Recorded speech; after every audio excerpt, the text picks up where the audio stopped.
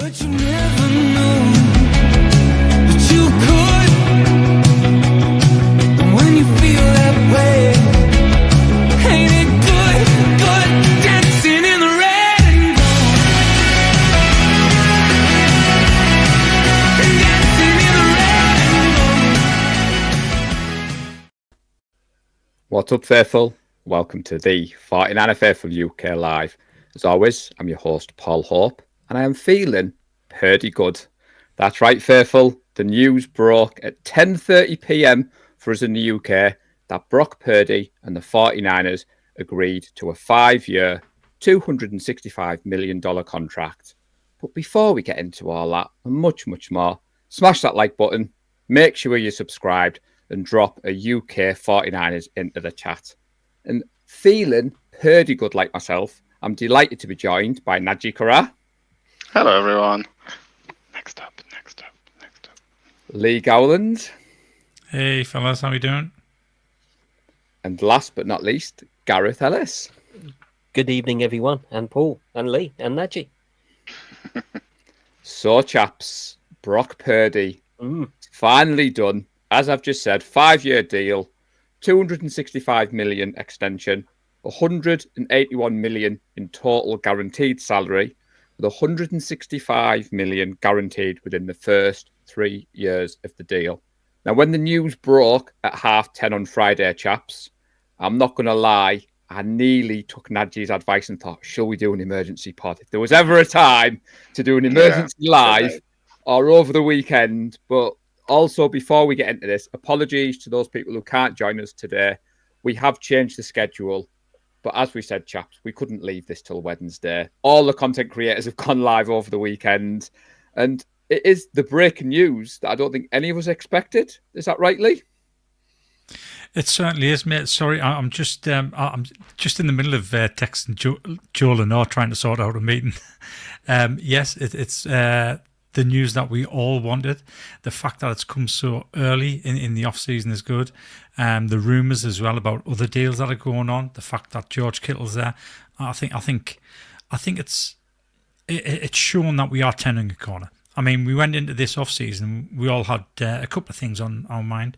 One, we need to get the contract sorted because the last couple of seasons have been absolutely ridiculous, and it's shown on the field as well. It's been disruptive, and I think what they've done this year proves they've learned the lessons. What do you guys think? I think it's a disgrace. We already had a quarterback. We don't need to spend that much money. What is this about? 4 million, 7th rounder. It was enough. What the hell? No, of course it's great. It's amazing. It's early. I think that's the best thing about it. You just said it, is that we've learned from previous year, especially last year. The whole, because the Bosa one kind of worked out all right. I know we waited quite some time, but it worked out okay.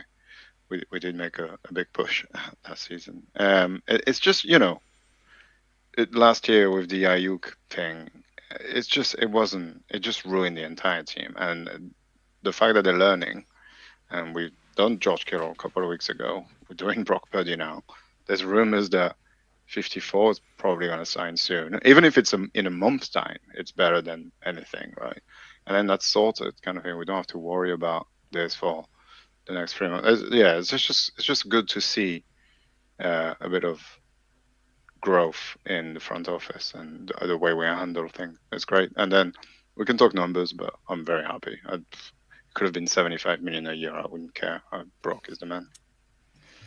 So, Gareth, you suggested changing to Monday. So, obviously, you're very excited about this news, I'm guessing. Yeah, the news we've been waiting for. It's the first, not the first, but it's the domino that needs to fall, I think, before others do. I was surprised, really, that we got George signed first, but I think that probably gives an indication of how close we already were to Purdy at the time, and kind of we're ironing out the details. We'll talk about the numbers in a bit, but yeah, very happy with it. Very much looking forward to the nonsense from the talking heads as they constantly try and justify this as being overpaid. Where I think if you look at the list of the top 10 paid quarterbacks in the league, Brock is one of 3 of those 10 who've actually taken their teams to a Super Bowl. So if you want to look at other players who are overpaid, there's some other people on that list you should be looking at ahead of Brock. So I'm looking forward to the various meltdowns. But yeah, happy that it's been done early and pretty painlessly, and great to see it's not a scrubbing Instagram and getting your brother-in-law to do something on Facebook at 3 a.m, or wide receivers take note. Yeah, I think the dynamic has changed, as Najee's just said there. Kittle was done, and the noise, Diane Rossini tried to make out that Kittle wasn't close, and he responded on social media and said, "Your source is me. That's rubbish." Fred Warner's come out last night and said, "We're pretty close. We're not too far away." And as you said there, chaps, Brock Purdy, the noise coming out of his camp was, "We want this deal done." Now, we're in dreamland. 2 of the 3 done. We've not even hit June yet. And as I said, 10:30 on Friday, just settling down, busy week at work. I said the infamous words to Tracy, not much is going to happen this week with 49ers. And then my phone lit up like a Christmas tree. I mean, the numbers, I think you've got a slide there, haven't you, Lee? We've touched upon it. One Gareth said the big talking point is the annual salary and where Brock was going to sit in that table of the top 10. And I think he's 7th, Gareth. I think you've just said there, 7th out of the 10. Which, to be fair, remember when we signed Jimmy, it was the highest paid quarterback at the time. Then that kind of got old 2 weeks later. So this seems to be a bargain compared to that, surely. Yeah, I think it's going to look good. Goff is one of those quarterbacks on the list who has taken their team or at least been to a Super Bowl. Whether he took the Rams is debatable, I suppose. Yeah, I bang on the numbers I think we talked about. I think we talked about 56, 58 would probably be a bit much. 53 sounds about right. And you can look at this in terms of the years that he's currently played. I think I saw somewhere if you take this contract and his current contract, we've got a quarterback for about 40 million average a year. And I know that's doesn't really matter, but it does put the value in context. I'm sure I'm not alone. I'm sure the other boys are happy as well. Yeah. Even if they don't look it. No, I'm very happy, and I'm very happy that you call it, Gareth. I mean, you suggested that we should front load this contract because it means it gets cheaper as the years go on. And I couldn't believe it when it turned out that's what they did. I think it's a really good way of doing it. Yeah. I know there's a couple of analysts turned around and said they don't actually think it's a 5-year contract. They think it's a 3-year contract, which is why it's all been front loaded. I'm not so sure about that. I just think that we are very good at manipulating contracts to suit the team. And I think you said it yourself, Gareth. Brock comes across as a quite level-headed team player. He wants to have that team around him that can help him win, as well as being paid. So I think there's been probably some really good amicable negotiations gone on, which has led to a really good deal for both of them. I mean, Brock, for the last 3 years, he was definitely getting paid more than what we were, but he was on a pittance compared to the level he was playing at. And even some of the quarterbacks who were nowhere near his standard, and they were all getting paid a lot more than what he was. So I think they've come to a very good understanding. I think the contract is obviously good for Brock. It's good for us as well. I truly believe that. I think the way we've done it, front loading it all, so it gets cheaper as the cap goes up.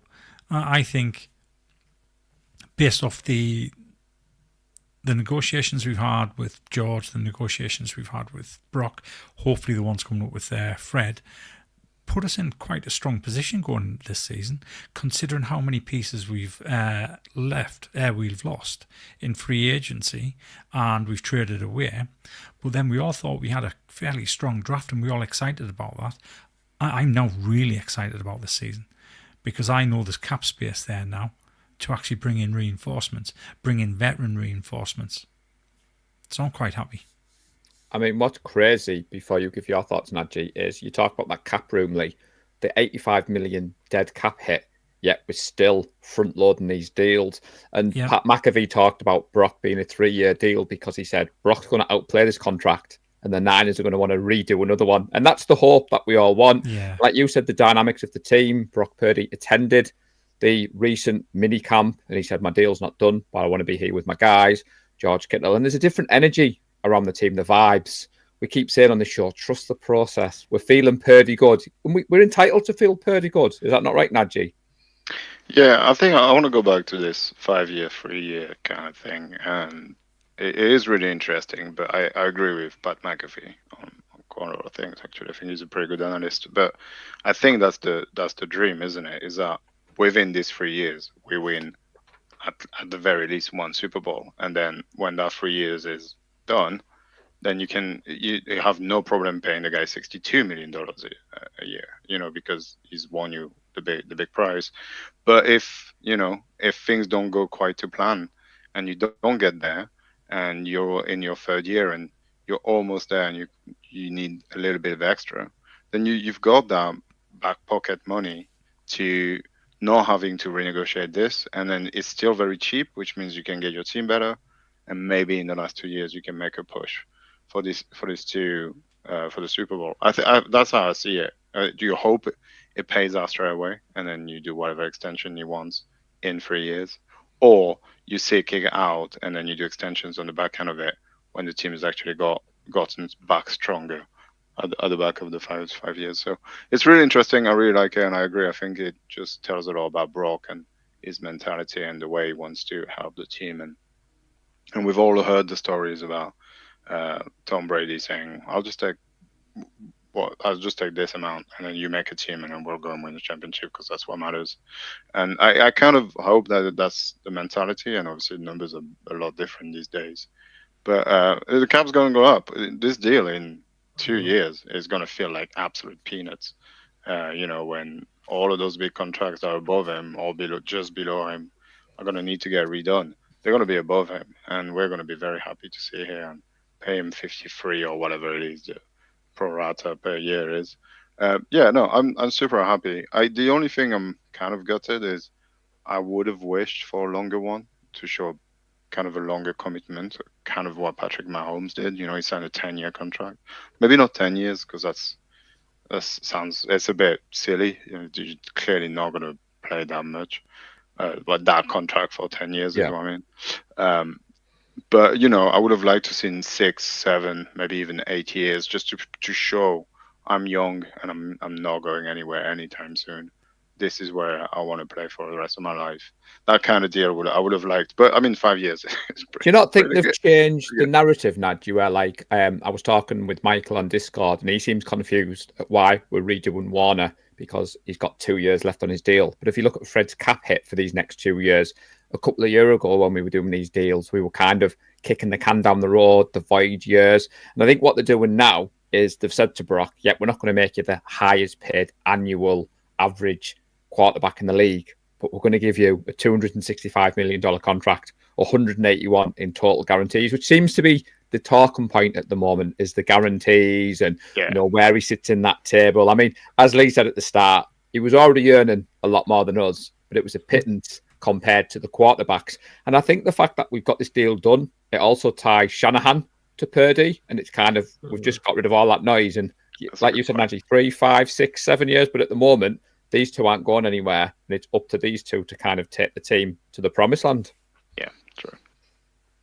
I think 5 years is a good amount, because you don't know what's coming around the corner, and I just feel it's a little bit kind of standard, isn't it? It's kind of like 5-year contract you see pretty much everywhere. But that's it. There's, you break your leg, you do your knee, back, and suddenly you've got that contract for a very long period of time.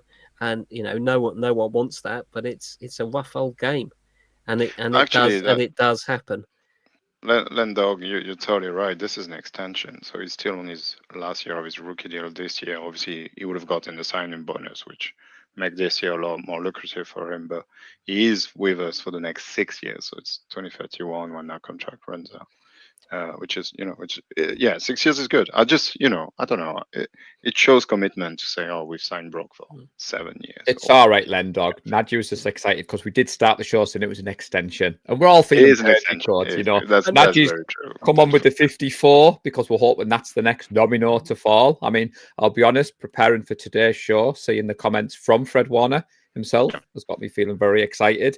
And we were saying, should we do a show on Wednesday? Should we wait? And with the news might break. We might, as always happens with the 49er Faithful UK, we'll end this show tonight, chaps. And then the news will break that Fred signed his contract. So we'll have to do another show later in the week.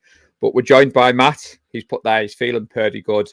Keep smashing the content, lads. Love you all. And he cannot wait for the next watch party, which seems to be a question that we will get to in this show, I'm sure, Matt. Yeah, this is going to be the looming question for the next 4 months. bigger than the Purdy contract. Oh, yeah. Signing. It is. You're on mute, Lee. You're on mute. Oh, they're such a professional. Yeah, complete amateur.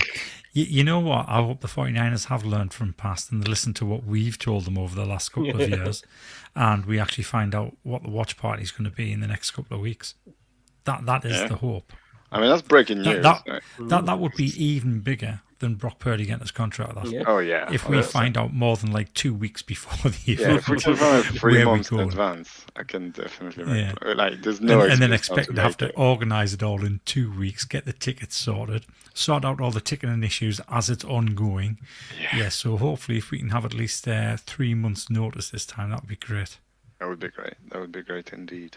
Do we have anything else about Brock before we move on to the other news, the NFL schedule and stuff? Because obviously, I said at the start of the show, I don't think any of us were expecting this news to break now. We were wanting it to happen. And obviously the talk that we're in negotiations, but the fact that they just dropped it, it was 10:30 for us. So what's that over in California, Leave? It's 10:30 our time. It's 2:30. 2:30 in the afternoon. It was just kind of just it's a no difference. It just wasn't kind of I don't say it was not a big news story, but I did chuckle. John Chapman was on holiday in Hawaii. He was scrambling to go live. I think Rob Stats Guerrero was at a swimming lesson with his daughter. And then over the weekend, I've just seen all the various content creators trying to kind of get out ahead of this. And that just goes to show that there wasn't any leaks. It was kind of the deal is done. There you go. We've announced the details. And I think you said off energy, what are the details other than the no trade clause? I haven't seen anything else really since the initial headline of the money in the guaranteed dollars. But technically, we haven't seen the little video of Purdy coming in and giving John a big hug and sitting down with a big pen. So I'm not saying it's not going to happen, but these things, they know they're going to get done before they have the theatrics of getting it done. So it'll happen. There is the final bit to wrap it up is we'll always try and analyze. There's the Kittle signing, and then there'll be hopefully Warner, and then there's Purdy, and we analyze them all in chunks, and we say whether they're good or bad, but they're only good or bad when you look at the big picture. And obviously, we had a big clear out this year. We accepted that we were a 6-win team last year, and we've had the clear out. We've reset. We've swallowed a lot of dead money in one go, and we've signed the big contracts. And I think I've seen a few people saying, well, the Niners, they're no good. They've got all these guys. A handful of players are gobbling up 75% of the salary cap. The cap's only going to get bigger. And who, other than Warner, who have we got left to sign now? A couple of years, maybe we'll be talking about the promising rookies. But everybody's under contract. I can't think of anyone else. Jennings is possibly, maybe there. Yeah, we've got Lenore. We've got rookies in the secondary. We've got rookies on the defensive line now. Bosa's still got a few years left. The offensive line's all under contract. We've got no other business to do now, other than hopefully some of these rookies come through and we start talking about big money in 2 or 3 years. So I think when you look at how we fit everything together, it's been a very good piece of off-season, every piece of business, and the Brock is the kind of cherry on top of that cake. Yeah, and as Lee said, I think it puts us in a position where we can now look at whatever free agents are left, and we know exactly where we can go number-wise with those free agents. And if we want to bolster the O-line and sign another guy because I think DJ Humphreys couldn't sign or didn't sign. Something happened there. Weird. So that was a bit weird. I probably wanted too much money, I would imagine. But yeah, so like we've got ammo now to be able to just go. Do you know what? This guy is $1 million. It's cheap. We can afford it. Let's just bring him in now, and then he's in the building for an extra month instead of scrambling at the end of August. We're like, oh, now we've signed. Now we know exactly where we are. We can sign this guy or maybe this guy, and you don't make the right decision. Yeah, so it's good. Yeah, it's nice. It's nice to be settled, and we can just talk football and maybe add a couple of players later on. It's good. I know when Shanahan was talking a couple of days ago, he was liking this camp coming up to being like the first under Salah, when Salah had to kind of install his defense, and the fact that he's got the rookies. And you were talking percentages there. I pulled up that stat on my phone. Joe Burrow accounts for 24.47% of the Bengals' salary cap. Purdy's down in 14th at 18% of our salary cap. And like you said, I just think the fact that we've got this done. Other teams in the NFC West, their content creators seem to take great delight that we've overpaid Brock. I've seen a couple of Seattle Seahawks content creators. Yeah. I mean, Chanting the Ram. I mean, Mr. Kent likes a good clickbait. The Seattle Seahawks guy I'd seen had like 200 followers, and he's gone viral because all the 49ers content creators have jumped on there. What do you mean Brock's overpaid? And we've gone to defensive number 13. But I suppose Brock's got a good record against Seattle. Obviously, we are bottom of the NFC West according to last year's standings. But what do you make of the fact that they're taking like a victory lap that we've overpaid Brock? Fear. Yeah, that's exactly what it is. It's exactly what it is. Yeah, they want to make us feel bad about a really good deal. That's what it is. Well, like I said, we're obviously biased towards it, so we're going to think it's better than what it actually is, probably, even though it is a really good deal, I think, in hindsight. But, well, the Seahawks, they've got his backup. Yeah, they've got Sam Darnold. They don't have a team, so let them speak. We were talking in Discord, Nadji, about the biggest insult to a football fan is saying you don't know ball. And obviously we are biased about Brock Purdy, but I think some of the conversations that I've had over the last 3 years since Brock's come in is non-Niners fans who've actually said, you know what, he's pretty good. He's better than I expected. I don't know what all the hit is. And I think there's that narrative that he was obviously Mr. Irrelevant, pick 262. There's obviously the egg on the face of all the NFL that this kid fell to the last pick and now he's signing this deal. But I do think there's a bit of bravado there, a bit of kind of tongue-in-cheek that obviously, as you said, Nadji, we are biased. We make no apology of that. Yeah, but I'd also think that's anyone who says that's overpaid is not understanding the modern NFL, because that's what you have to pay to keep your franchise quarterback. You have a choice. We either pay Brock $50+ million a year, or we let him go somewhere else. Because Trevor Lawrence gets 50-odd million. Tua Tagovailoa gets 50-odd million. It's what happens if you want to sign your quarterback. That's what you pay. Yeah, I've seen some people saying that we've overpaid because nobody else was banging down the door for Brock and nobody else was going to give him that money. And obviously the knock of the Avengers and the system. Yeah, Brock shines in the system of Kyle Shanahan. Long may that continue. We shouldn't make any apologies for that. And I think the Josh Allen deal, when that broke, when you look at the numbers, I think Brock's deal's not too far away from what Josh Allen's getting paid. But like you said, Gareth, Dallas Cowboys fans would definitely trade Brock's contract for Dak Prescott's contract. I know that much. I mean, the Seahawks are giving like almost $30 million to Sam Darnold. Like, which is that's backup money. So Lendog has come in there and saying that Purdy saved the front office and coaching staff from losing their jobs. I mean, Purdy does save that 2022 draft, which there was another particular reason why that 2022 draft was special, and I can't quite remember it. Can you, Lee? No one does. It wasn't that special. I mean, none of the players picked by people in the 5th round were that great. I mean, and you two were there, Nadji. You were there from day one. I know, and we were there. And I called it. Yeah, this pick is you did actually. Yeah, and it was that was a long day. Well, we've got that sound Yeah. bite It was. for when Brock throws the winning touchdown in the Super Bowl, and we can say Lee Gowland called this. What was it in 2023? Oh, it was way It was back. his rookie. It was the rookie off season.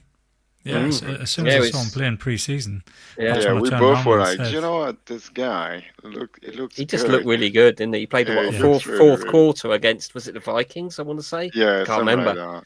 And We were just like, just like yeah, wow, we he called it. can But yeah, play. Lee and I watched him get picked. Obviously, he wasn't there, but the whole bravado, Mr. Irrelevant thing that they do it was cool. It was cool to be live it and was. It to was. be there. I'm so glad we decided to stay the whole day now because we were on the fringe of just sacking it off. The only really criticism I've got of the 49ers with this is they've teased the rivalry jerseys, and I'm dying to buy a proper Purdy. The one I've got hung up, courtesy from Connor Ryan, #vinted. I'm not sure it's genuine from the genuine sources, but I dared press the button until I know what these rivalry jerseys are. I'm going to be so disappointed if they're terrible. And I could have ordered a Brock jersey like weeks ago. Ah, well. But before we move on, David Lombardi tweeted out that Brock's salary cap hit for this year is 8.5 million. So he has got a pay rise. However, for your franchise quarterback in the NFL, 8.5 million, and people are calling it an overpay. Give you credit. Yeah, absolutely. Yeah, very, very happy to see it done. Yeah. We can get on with football, not office business. Well, we can get on with planning trips. That's what we can do. Oh, Some of us can. smooth. I was segue. Smooth. Talk about planning trips. So Anthony has just put there finding out in 2 weeks about the UK watch party. It's a no-go when he's trying to plan to go out to New Orleans. But Anthony, You know what? I mean, obviously, it's a 6 o'clock kickoff, so it is a candidate. And the 49ers have done early season watch parties before. So, I mean, I wouldn't put it past them. There's also the Falcons game. Actually, no, it's not because the Falcons game's at home. That's not a 6 o'clock kickoff. Which ones have we got? We've got the Bucks. So we've got the Bucks, the Browns. Yeah. New Orleans. We got Giants, which is actually a 5 o'clock kickoff. No, the Texans is the 5 o'clock kickoff. It's the Giants. The Texans are the Giants is the other 6 then. You know, the only reason I know that, Lee, is because I hastily got the tweet ready about that 5-6 o'clock kickoffs, and about an hour later, I thought time difference. One of them 6 o'clock kickoffs is a 5 o'clock. So that's a Texans game. You know what? I hope it's the Giants game that they use as a watch party because it's so damn expensive to go to New York. So that's the game I wanted to go to. But the cost of hotels is just extortionate. So I think I'm giving that one a miss. I've got some other games lined up. So what you wanted to talk about, Lee, was the flexible scheduling for anybody who's thinking of making a trip across the pond.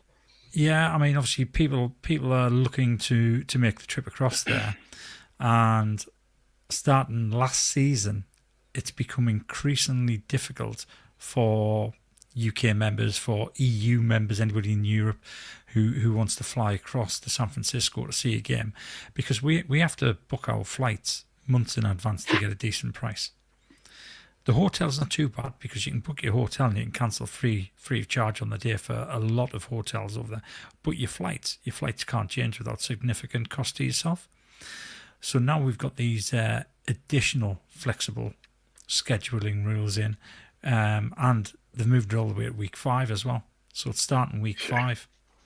You get 12 days notice that they're going to move it. But the thing with that is they can only use that twice between weeks 5 and weeks 10 for Sunday night football. Hopefully everybody can see that now. I realise that the font is small. I know that because I can't see it myself and it's on my screen. So I'm very focused. I'm not looking down my nose at you, by the way. So I'm just going to have to tip them like this so I can actually read what it says. And there you go. Yeah, so Sunday night football, it can only be used twice between weeks 5 and 10, but it can be used any week between weeks 11 and 17. Monday night football between weeks 12 and 17, and that one kind of hits with one of the games I'm going to see, or might go and see, because I've targeted going out to the Panthers and the Cleveland Browns on the road, and the Panthers is a Monday night game. So starting that week, that could potentially get flexed. But that's not too bad because I'll be going out on the Friday anyway, and they'd only flex it to the Sunday. Yeah, I and was then going to move all the say, Sundays out. So for it's us, a it's kind of not. a safe one, that one. Yeah, if they flex it 1 day back, then you're Yeah. probably there anyway. So it's And kind my of thinking annoying. is, if I go out for that one, I'd go out on my normal day anyway, the Friday, and it's a Monday night football. If it gets flexed, it ends up being the later game on the Sunday, not the prime time game, but for us it would be a 9 o'clock game. So it'd get flexed into the normal California 1:05 or 1:25 kickoff time. So that's great. I'm not going to miss that. The week after at the Browns, that's not going to get flexed into a Thursday night game. I can guarantee you, because that's Thanksgiving. That's already set in stone. Okay. That they're not changing those games. So that's a pretty safe 2 week, or not 2 week, but 2 game tour I can do, feeling that I can go out and pick the right days to actually travel on without any sort of risk there whatsoever. Which is why I'm starting to look at those games. I know somebody said it in, I can't remember if it was Discord or the Facebook group, but that's 2 tough games to go and watch. Watching the Panthers and the Browns. yes, someone did say that. I'm not going to watch them. I'm going to watch the 49ers play. That's who I'm going to watch. Yeah. I mean, if it's a blowout, 2 weeks running, it's a blowout. I Yeah, don't care. someone I'm had going to watch the 49ers play. I think someone had put in the group that they were there for an extended time in San Francisco, and they were annoyed that the Jags game fell when they were there because they didn't want to see the Jags. Like you said, Lee, it was like, you're going to watch the 49ers at Levi's. Yeah, Okay, who they're playing against. Yeah, exactly. Yeah, so like if you're gonna go, I think obviously if you can leave from Thursday to Thursday, then at least you're covered. That's the kind of hope that you Well, can not land really, on Thursday. Najee. Not really. Well, they can't think of change the it flight week, times right? from the UK. Yeah, So- if so you if it arrive gets- early yeah. enough. I was going to say, if on it gets brought Thursday. forward from the Sunday to the Thursday, That's a you're big. not going to arrive to San Francisco until, at the very earliest, 1:30, 2 o'clock. Yeah, which Then you have to get means through you have to go security. straight to the stadium. Yeah, Yeah, exactly. which is not great. With but, a massive case. yeah, but at least you don't miss it, I guess. If you Yeah. can do that, I think that's the worst. If you plan on going Friday, which most people would probably do after taking a day off work and going Yeah. on a Friday, if the game gets flexed Thursday, then you're screwed. Absolutely, and that would be pretty bad. But yeah, the chances are quite low. I think any other kind of flex is pretty safe. As So the long good as thing you is don't for the leave Thursday, Monday Najee, morning. it only gets flexed between the weeks 13 and 17. Oh, okay. So they can't do it before that, right? Okay. Well, there you go. No. So there you go, everyone. Just make sure you plan accordingly. And So and what's on the fingers screen crossed. there, I took directly off the NFL website explaining Right. the new flexible scheduling rules.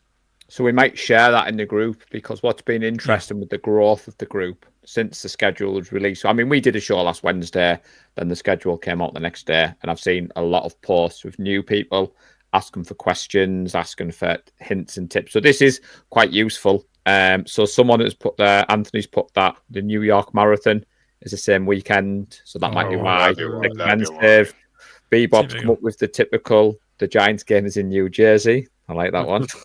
Yeah. Palmer Well, Lord funny sorry. enough, I was going to ask Nick Parra about hotels in New Jersey, because that's where Nick Parra lives. Yeah. That's So- I think he lives in Garfield, which isn't too far away from MetLife. Well, he'll definitely be there as well, for sure. yeah, because they're doing the John Chapman and they're doing the 49ers That's invasion, right. which we'll get to in a moment. So Palm Hall Lord, great name. He has a hotel in New York for 2 days in October. He's leaving the day of the Giants game. The hotel is over £500, but he's going to be in the Bay Area for the home game against the Rams. So what's Nice. good is a couple of years ago, Gareth, we talked about the dream of having someone represented at every game at Levi's. From what I've seen, we've got a good chance of having a 49er faithful UK at every game. Because every Yeah. game I'm seeing, Yeah, some it people looks going on like the it. road, some I mean- people going to Levi's. The only way is up. The only way is up. I think we did manage to get a 49 of UK at every. It's home very game. close. Yeah, very close, wasn't it? Maybe 2 years ago. I think maybe we missed one game or somebody was there, couldn't verify it. But yeah, it's gonna happen. Though we have one of us at every game soon enough, I'm sure. So before we get into the John Chapman plug and the 49ers invasion, so the schedule has been set. The Niners start with a pair of road games. Seattle, first game. Then the Saints, which is one of those 6 p.m. UK kickoff times. And then the first month, I reckon we can get to 4-0. But then we hit our toughest test, which is Rams week 5. And then obviously Lee's got the schedule on the screen there. So I've had a look at the schedule. I'm still in the 20-0 phase of my fandom. Is anybody else not in that phase? Or No, I'm still definitely 20-0, mate. I am 20 still and 0, definitely 20 and 0 all the way to the Super Bowl undefeated. I've seen the Niners are favoured already in 15 of the 17 games. I've seen some of the talking heads reckon that we're not going to win a game. Colin Cowherd seems to be really annoyed that Trey Lance dated his daughter and he hates the Niners and he's been very vocal that the Niners are terrible and not going to win a game.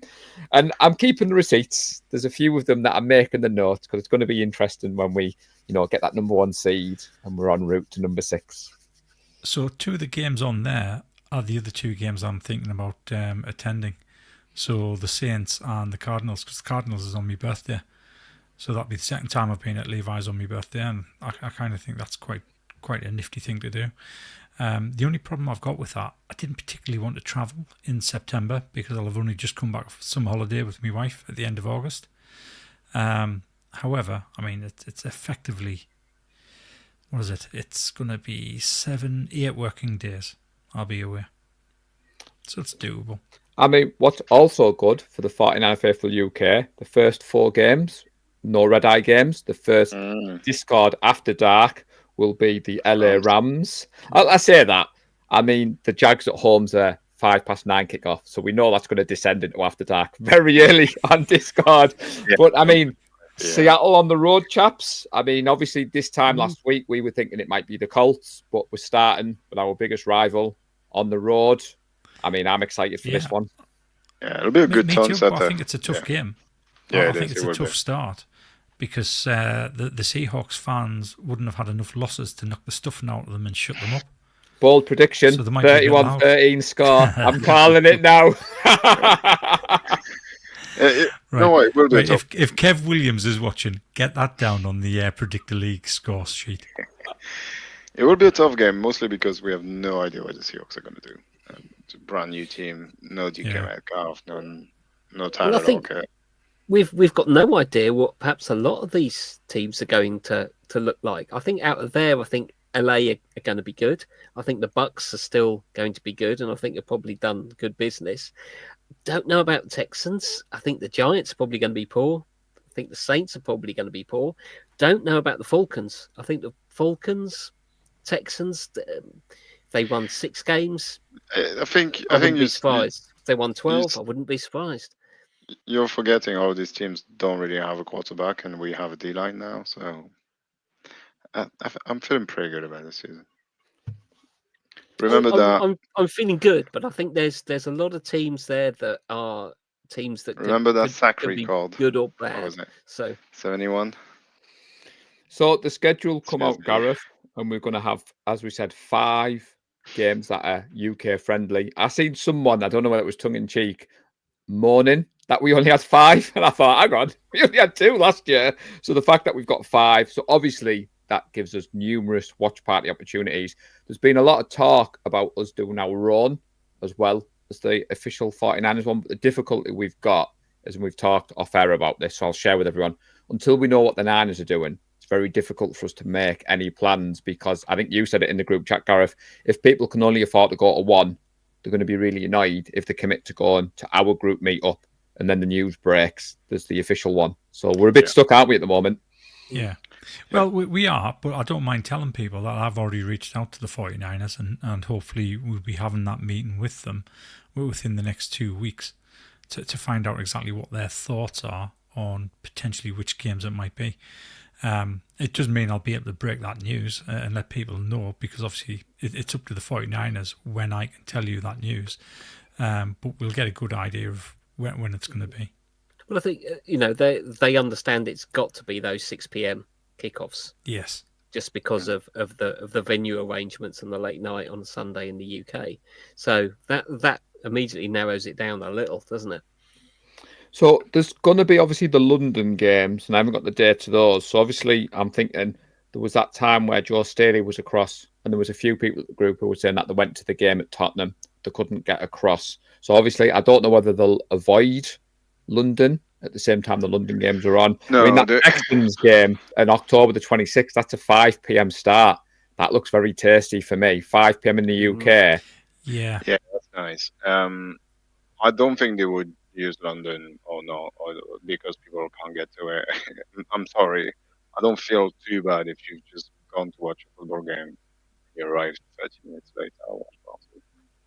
Priority is important, I think. But yeah, no, I just whatever. If the NFL is in London, why not do the watch party in London at the same time? If that's what you're going to do, it sort of makes sense, I think. So it wouldn't surprise me if they do that again. But again, time will tell. I mean, it might not be London. There's been talk of a lot of places. I know on the group chat there was a few. Well, sorry, on the Facebook page, there was a few people asking, and obviously everybody's being cheeky. Everybody wants it in their home city, their hometown, and I like that. Keep them coming. The more suggestions we've got, the better. Yeah, it's going to be in my back garden, mate. That's where it's going to be. Candlestick in. Yeah. Well, funny enough, I did mention that it's going to be up in Falkirk. That would be a cracking weekend. I'd love that'd be a cracking weekend. I think week 2. I'd like the watch party early. It gets everybody in the mood, gets people fired up. You meet other members early. You'll chat to them on Discord or Facebook over the season because you've put a face to the name. So I think early would be great. I think Saints. I think Jags would be interesting. I wonder if the Jaguars groups would have a watch party versus the Niners, and maybe that's something we might be able to get an invite to. So, based off that, the 5th, the 12th, the 19th, I would bet a bottom dollar that'll be the Bucks game.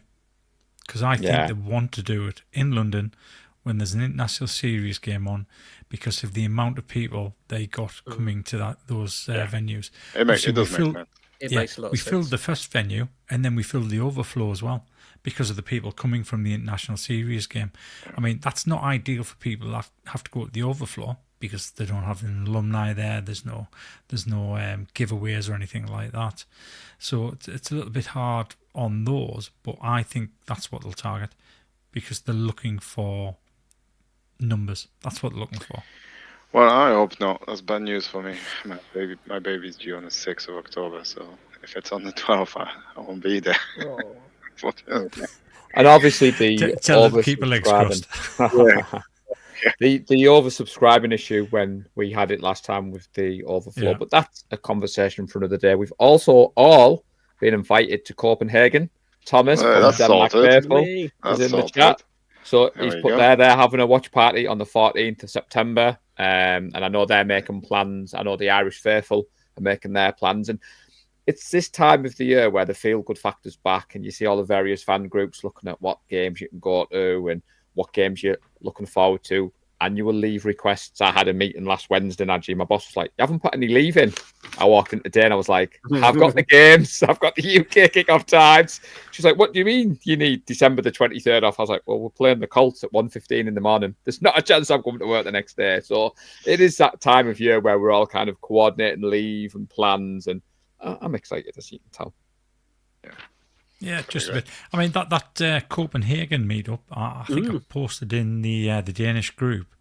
So my team are all based in not Copenhagen, a little bit further north than Copenhagen. They're based in Hillerød.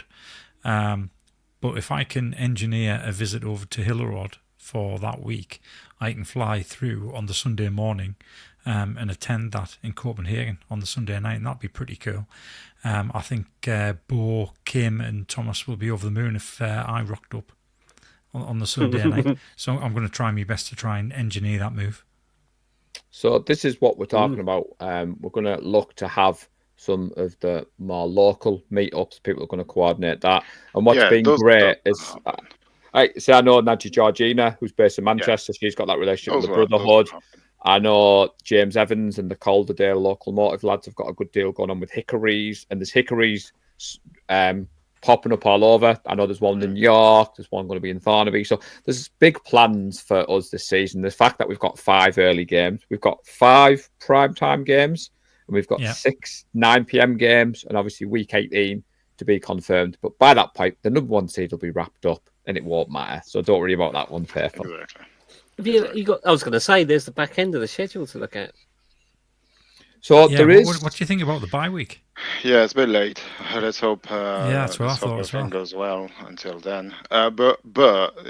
If everything goes the way we want it to go, having a bye on week 14 just before a tough stretch of the season, just before the playoffs, essentially, 4 weeks before the playoff starts, it's kind of perfect. You get a nice long rest, and then you can attack, get the first seed, and then rest again, and then you're all rested for the playoffs. So that's the ideal world. Obviously, that's not how the NFL works. So we Yeah, will the see. way I But yeah, see it's it late. is, it could stifle some momentum a bit if we Yeah, have two yeah. bye weeks in the space of 5 weeks. But luckily, we still have 4 games in December/January, so you can get Yeah. that back on, kind of thing. You can say that about any bye week, though it can kill your momentum. So Yeah. I don't know that matters. Yeah, but at what that I mean, time. Gareth, is two so close together rather than just the bye week being that late. So obviously, Yes. we've got the bye week then. If we get the number 1 seed, then we play 4 Oh, games and then I have see. another bye week. Well, you play Yeah, 2 games, yeah. maybe 3 games, Yeah. and you get two more bye weeks, kind of See, thing. like Yeah. what's interesting as well from weeks 5. So we were on the road to the Rams, we're on the road to Tampa Bay. We then got the Falcons at home. Then we go on the road to the Texans. Then on the road to the Giants. So it's kind of like the way they've clumped our travel together. I know there's a lot of the content creators talking about that. It's not as tough as the stretch last year where we had like Seattle, the Bills, the Packers, and obviously in the bad weather games. Obviously, I've seen that talk with Purdy's contract, the bad weather games, but hopefully by the back end of December it won't matter because we'll have that. I was going to mention that. I think that Browns November the 30th. That's the closest to bad weather we're going to get. We've got nothing outdoors in the northern part of America. So that in is December. playing at the back of my mind about going to Cleveland at the end of November. Yeah. might have to wrap It up more. won't be as bad as Buffalo last year, right? You just need your big Well, coat, you never man. know. You never know. I Never mean, it's know, not that that's far true, from Buffalo. that's I think I worked out it was a 3-hour drive from Cleveland to Buffalo. It's not too far away. I mean, it's on Lake Erie. I'm just saying, Lee, you don't need to worry about the cold. Just take your big coat, man. You'll be sound. I'm too old. A big coat no longer works. I need several big coats. So you need to tell Andrea that you've scheduled a work meeting in, because as Thomas has put there, it would Yeah. be an honour to get a visit from yourself. It'd be an honour to watch it with the Danish faithful. Yeah, Copenhagen is a great city. I definitely. It is. up on that- Lovely on that city. train. See, I love this from Anthony. We'll be 13-0 by the time of the bye week. And Collins raised a good point. The 5 early games, they won't all be on Sky. So that's the other issue that we have when we're arranging the group meet-up. You kind of need to be on Sky. If there's a Sky game, it's very easy to kind of contact sports bars. But when it's not the Sky game, you have to have that different conversation about streaming and whether we'll definitely get the game on and different conversations like that. Yeah, and just to caveat that as well, when Paul says group meetups, he's talking about 49 Faithful meetup rather than a watch party, because with a watch party, we get dispensation from the NFL to actually show the game on Game Pass in the venue where we're going to be. So that'll always be on TV, whichever game it is that we've got. We're joined in the Yeah, chat it's by for- Keith there. Sorry, Najee's put there that he's hoping to go to the Jaguars, Panthers, or Titans because he's going to get out to San Francisco this year. Really? Yes, Keith. Well done, Keith.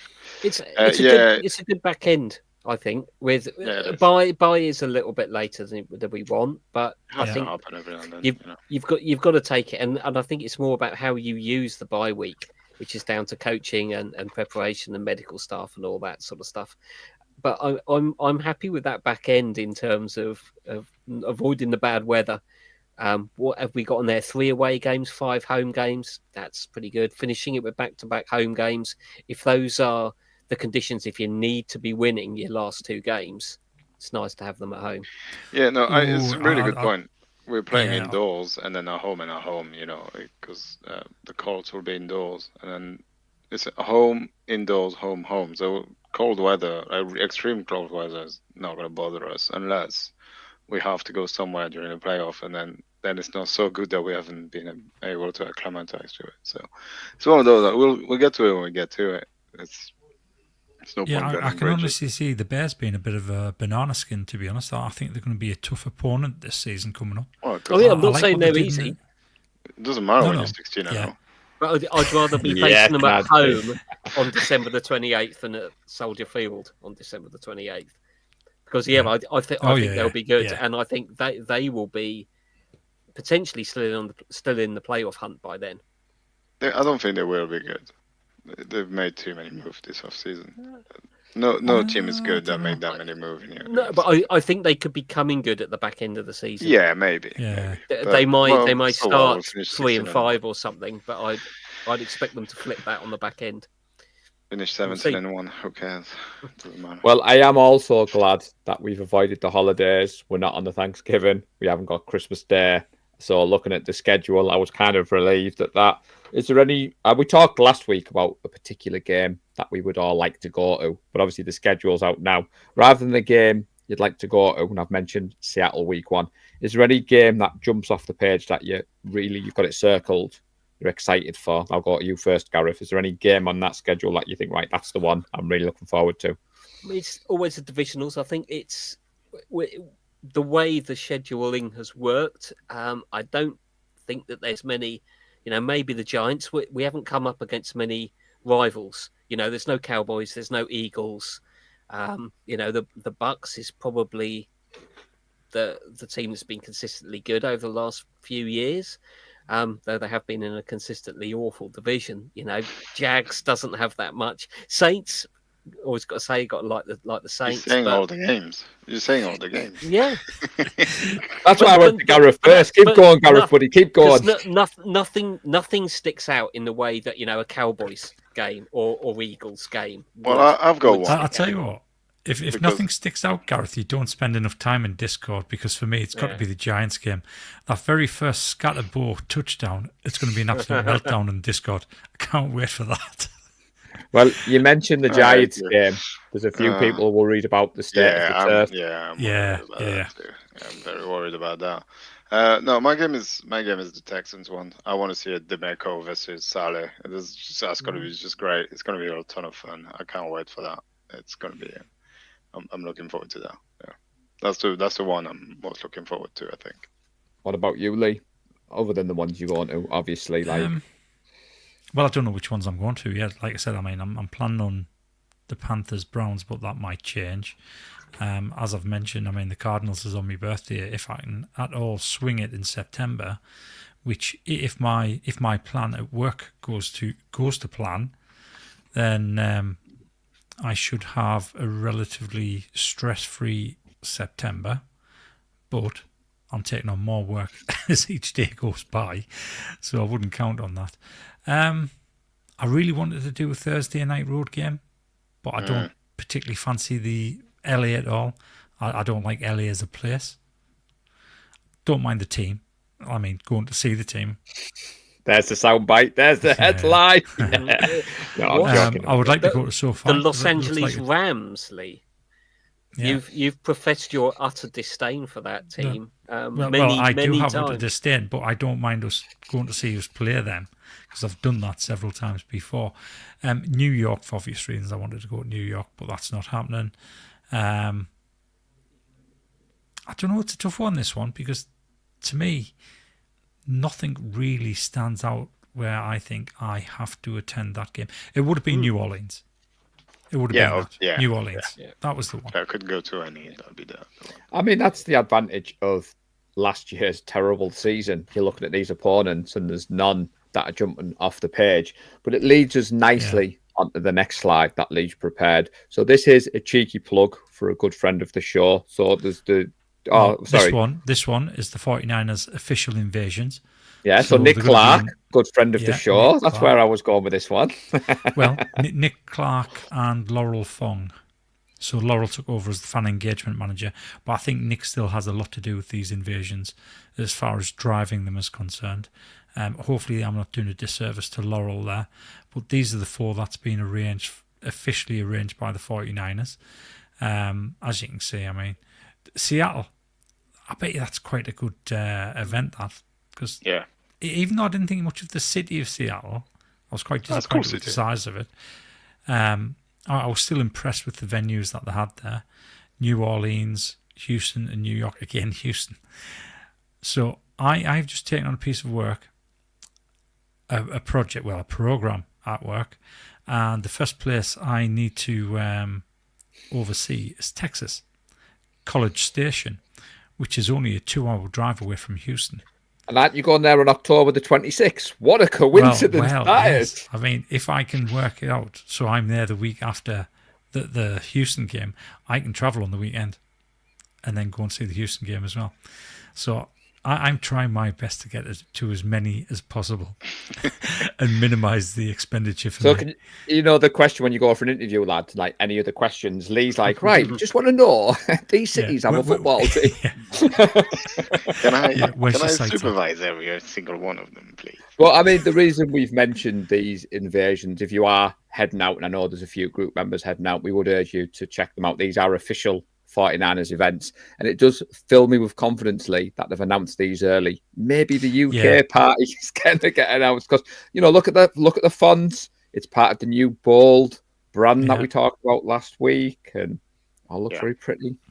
Yes. Yep. So, I mean, you've got these 4 invasions, and if you didn't want to go to these 4 invasions, I don't know why you wouldn't want to not go to them. But if you don't want to go to them, there's an alternative, and it's our very own John Chapman and 49ers Rush Road Trip. And these events are really good as well. So I went to the one up in Seattle back in 2023. That was the Thanksgiving Day game. Amazing event. It was a mixed event between 49ers and Seattle Seahawks fans.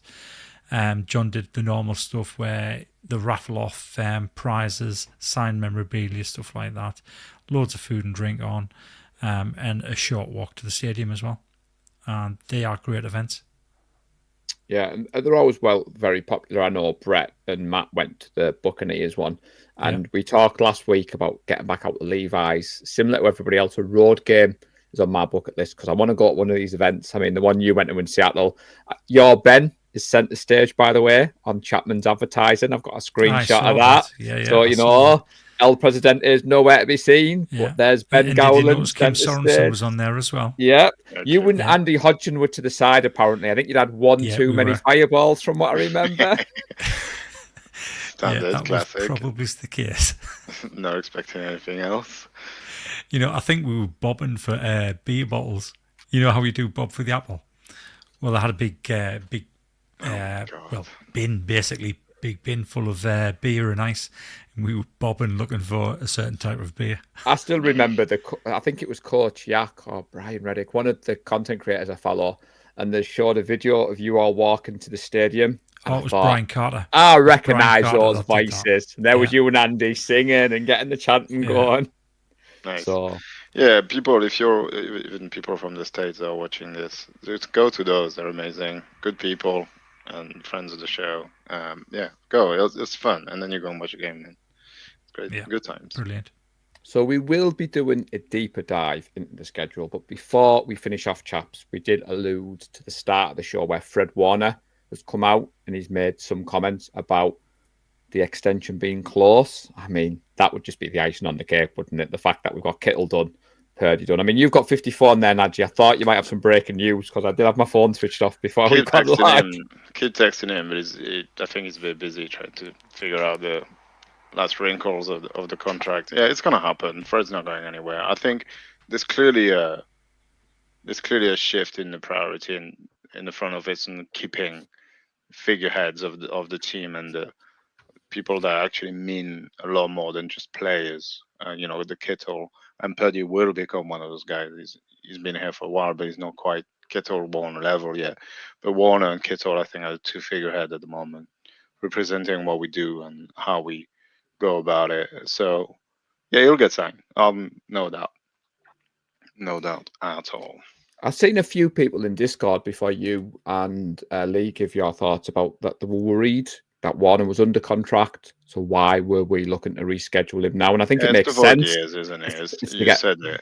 Yeah, it's to lower the salary cap here. And obviously, Fred Warner, he's in the prime of his career. He's got no guaranteed money left, I think. Although there's years left on his contract, there's no guarantees. And of course, that's very difficult for a player with you're one snap away from injury. So, yeah. True. Yeah, and there doesn't seem to be any conflict, does there, Lee, on this? All the noise that coming out just seems that they're on the same page, and it's just a case of if not when. legality. I'd be surprised if Fred Warner ever played for another team.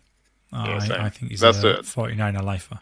Yeah, and it's good to see. It's good to see because I don't really see any other team that does this these days. I think when Tom Brady left the Patriots, they opened the door for everyone to never play for one team, and then Gronk signed at the Bucks and all that kind of thing. I just feel like they're going back to this loyalty, which is nice to see. I like players to stay in the same team for forever and just dedicate everything they have to one team. Just especially people like Warner and Kittle have so much more than just players. And if you want to be up to date with your finger on the pulse, the Niners released some interesting marketing images with Warner, Kittle, and Purdy. We shared that in Discord and we said, trust the process. The deals are going to get signed.